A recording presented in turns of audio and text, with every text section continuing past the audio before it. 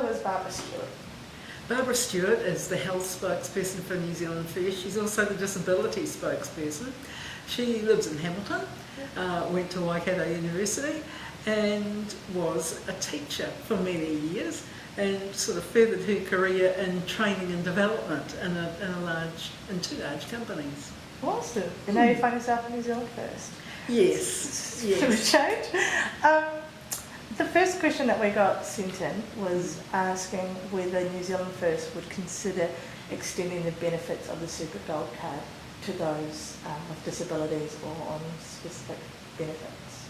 That is something that we'd have to have some research into to find out the costing and whether or not it was viable. Nobody has asked us that question before, so I'm pleased that you've asked. So that's something that we can do after the election. Yeah, awesome, thank you. What is New Zealand First going to be doing, what are you planning to do around the disability issues portfolio post-election? Okay. Well, after the election, we realise that every New Zealander has the right to equal opportunity, and we think this is an important aspect of what's happening now. Accessibility is a great thing, and I was quite dismayed to hear that even Parliament is not accessible for people with disabilities, and that is something that has to be looked at, because after all said and done, if we're going to have equality of opportunity, then we should be able to go everywhere, disabled people or others. Now, New Zealand First is known to kind of have quite a lot of focus on their demographic as the older generation, typically. And particularly with New Zealand, our average age is increasing quite rapidly.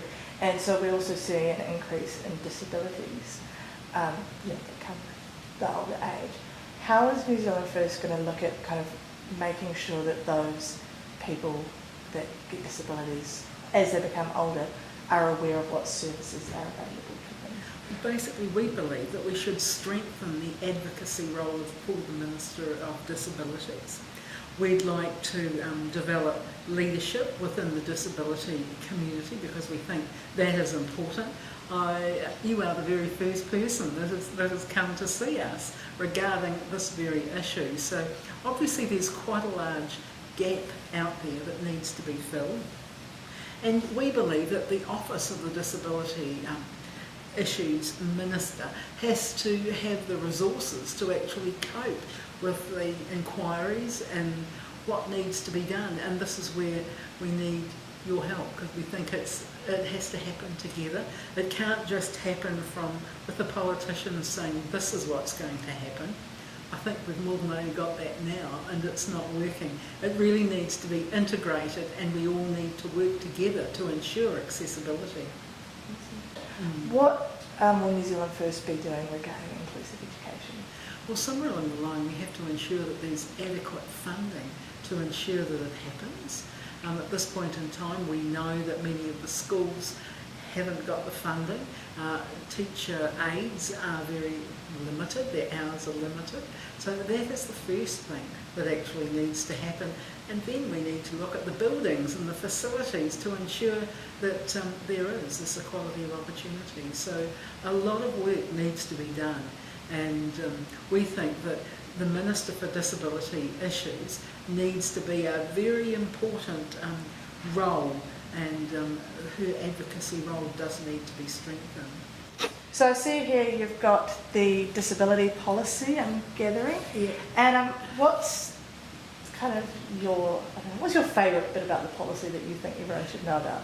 Well, accessibility is one. Yep. The second thing I believe is that rest homes are not the right place to house people with disabilities.